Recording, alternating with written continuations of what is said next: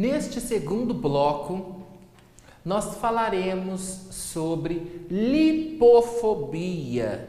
Como é que você se vê quando se olha no espelho?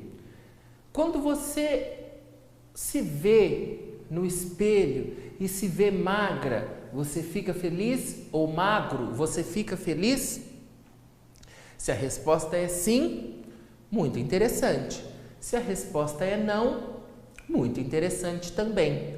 Porque nós vivemos hoje em dia em uma sociedade em que nos são impostos valores estéticos. Como é que nós devemos ser? Nós devemos ser magros, nós devemos ser esbeltos, sarados. Porém, se nós não somos magros, se nós não somos esbeltos, se nós não somos sarados, vem aí um preconceito. Este é o preconceito que eu vou apresentar um pouquinho para vocês, porque vocês vão ver com mais profundidade pelos outros profissionais, que é a lipofobia. Lipofobia é aquela aversão a pessoas que socialmente estão em uma condição mais elevada em relação a seu peso. São os famosos gordinhos. Esses são rechaçados pela sociedade tão somente pelo fato de pesarem um pouco a mais, de ter um pouco mais de quilo, de comer um pouco mais. Mas aí eu lhe pergunto, eles são rechaçados hoje, porque em outrora, outro momento, eles não eram. Nós tínhamos, em alguns séculos passados, o exemplo de beleza era aquelas pessoas mais fofinhas, mais cheinhas.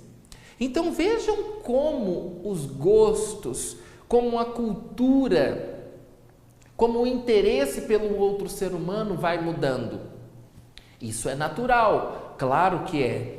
Porém, o que é danoso, o que é doentio, quando eu aponto a outra pessoa e digo: você não serve, porque você não tem a raça desejada pela sociedade, você não serve porque você não tem o gênero desejado pela sociedade, você não serve porque você não fala de uma maneira desejada pela sociedade, você não serve porque você, infelizmente, é mulher, não serve para a sociedade. Você não serve por isso, você não serve por aquilo, você não serve por aquilo outro. A lipofobia é mais uma triste realidade que muitas pessoas passam na nossa sociedade. Lipofóbico é aquele que não aceita a pessoa na sociedade por ser gordinha demais, por estar acima do peso demais. E esse demais é na concepção dele, porque quando nós falamos em sociedade, nós temos que retratar o ontem unido com o hoje. Hoje, a sociedade impõe um padrão. E esse padrão imposto pela sociedade hoje é diferente do padrão imposto pela sociedade de outrora, dos tempos passados. Então nós precisamos pensar: será que eu tenho que estar bem com o meu corpo para mim? Ou eu tenho que satisfazer os desejos da bolha social? Afinal de contas, para quem é que eu vivo? Para quem é que eu tenho que estar bem se não é para mim mesmo? Então a lipofobia nos faz refletir isso. Nós precisamos estar bem conosco mesmo. Tenhamos nós mais peso, tenhamos nós menos peso, peso adequado, peso inadequado, peso considerado natural ou normal. O primeiro de tudo e mais valioso conselho é: esteja bem consigo. A partir do momento que você estiver bem consigo, você conseguirá também estar bem com o seu corpo, estar bem com sua sociedade, independente do padrão que se é inserido. Desta vez, nós falamos de ditadura estética, os padrões que a sociedade nos impõe para que nós sejamos ou estejamos dentro desta bolha social. Então não se esqueçam disso. Será que eu tenho que estar bem para mim? Ou será que eu tenho que estar bem para você, para o outro, para a sociedade? Pense nisso. Qual é, então, pensando nessa visão, qual é o papel da sociedade nisso? Na construção de pessoas lipofóbicas. A sociedade tem um papel nisso? Claro que tem. Por quê? A sociedade, de uma maneira geral, é ela responsável por impor esses padrões estéticos. Sempre, em todos os contextos. Quais são os contextos, por exemplo? Quando você vai contratar um profissional, e o profissional, muitas vezes, tem um peso maior e ele é rechaçado porque ele tem um peso maior, então não serve para trabalhar por exemplo, em um shopping, porque a bolha social nos mostra, nos faz crer que para trabalhar em um shopping, para trabalhar em uma boutique, eu preciso ser magro, branco, loiro, dos olhos azuis ou verdes. Então a mídia tem sim a sua parcela de culpa nessa construção do ser, porque somente mostra, somente impõe aqueles que, de acordo com eles, estão dentro dessa bolha social, dessa ditadura estética.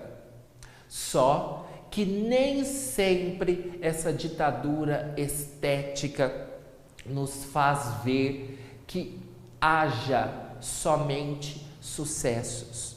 Muitas pessoas, infelizmente, por essa ânsia psicológica, mental e emocional, nos fazem acreditar que aquilo de fato é o certo. Então eu vou fazer de tudo para manter os padrões impostos pela sociedade. A partir do momento que eu estou nesse padrão imposto pela sociedade, eu me esqueço de tudo que está por fora e eu trabalho somente as minhas questões exteriores. O tanto que eu estou belo por fora, o tanto que eu malho, o tanto que eu vou à academia, o tanto que é bonito o meu prato só com folhas. Mas nós nos esquecemos que muitas vezes nós temos que estar bonito é por dentro. Termos que malhar, claro, a mente com leituras. Termos que malhar a mente com bagagem cultural, enriquecimento de bagagem cultural. Essa também deveria ser uma ditadura estética na nossa sociedade. Vamos malhar hoje todos aqueles livros de literatura. Vamos malhar hoje todos aqueles livros voltados para a área da sociologia. Vamos malhar um jornal, vamos malhar uma revista, um bom livro. Mas não, infelizmente coisas supérfluas vêm sobrepondo-se a coisas que são de interesse humano de todos, para o seu desenvolvimento. Então pensemos nisso. A quem ser lipofóbico fere? Somente a mim. Eu discriminar uma outra pessoa pelo fato das condições corpóreas dela A única pessoa que terá problema com isso serei eu, mais ninguém. Pensemos nisso para que nós não tenhamos problemas futuros. Passando para essa parte de problemas futuros, vamos ver essa questão de psicologia e essa necessidade de envaidecimento do corpo. Psicologicamente falando, há algo que se chama vigorexia. Vigorexia é quando a pessoa não se dá conta mais daquilo que ela passa, daquelas imposições na sociedade, e ela se põe a malhar, a malhar, a malhar e a malhar, e quando se vê, já está em um transtorno obsessivo por ficar só malhando. Ela já não consegue mais fazer outra coisa a não ser malhar. Por se tornar algo compulsivo, isso tem se transformado para ela em algo ruim, porque ela deixa de fazer as suas coisas, ela deixa de fazer aquilo que ela precisa fazer para si, para agradar o outro, para agradar a sociedade. Então, a problemática da lipofobia vai muito além do que nós podemos imaginar. A questão da lipofobia também fere, a questão da lipofobia também machuca, a questão da lipofobia também dói. Cabe a nós, seres humanos, nos identificarmos com o nosso corpo, aquela maneira que melhor cabe para nós. Eu sou um pouquinho mais gordo, tudo bem, está ótimo. Eu sou um pouquinho mais magro, tudo bem, também está ótimo. Eu estou na faixa mediana, tudo bem, também está ótimo, não tem problema algum. Isso é o que nós precisamos ter em nossa mente, para que nós não vamos passando em geração, nós não vamos dando poder para que esse caldo cultural saia de nós e vá cada vez mais arrebanhando pessoas, transformando mais e mais pessoas lipofóbicas, porque este serviço já é muito bem prestado pelas redes sociais, já é bem prestado pelos meios de comunicação, já é muito bem prestado por vezes, até mesmo por questões laboriais, de trabalho, a discriminação com pessoas que estão acima do peso. Então, e para finalizar, vamos pensando, a lipofobia é um tipo de preconceito que não vai nos inferiorizar em hipótese alguma, em situação alguma. Eu não sou melhor do que uma outra pessoa porque eu não tenho o mesmo peso do que ela. Eu não sou melhor do que aquela outra pessoa porque ela veste um número muito maior do que o meu. Eu não sou melhor do que aquela pessoa porque ela tem consigo uma distribuição corpórea mais avantajada do que a minha. Toda vez que eu inferiorizo, que eu discrimino, que eu trato com inferioridade uma pessoa por questões de condicionamento corporal, eu não estou falando da pessoa em si, mas eu estou falando das minhas questões. Eu estou falando de como é que isso está ainda mexendo com o meu eu. Será que na realidade o seu incômodo quando você vê uma outra pessoa comendo muito, quando você vê aquela pessoa repetindo a refeição, será que aquele incômodo de fato pertence à pessoa que está ingerindo aquele alimento ou aquele incômodo é seu? Isso é algo importante, pertinente e bastante louvável que deve ser trazido para nós para discussão, porque assim como Freud nos dizia, deixou muito claro para nós quando nós falamos de Pedro, ou melhor, quando nós falamos de Paulo, quando Pedro fala de Paulo, sei muito mais de Pedro do que de Paulo.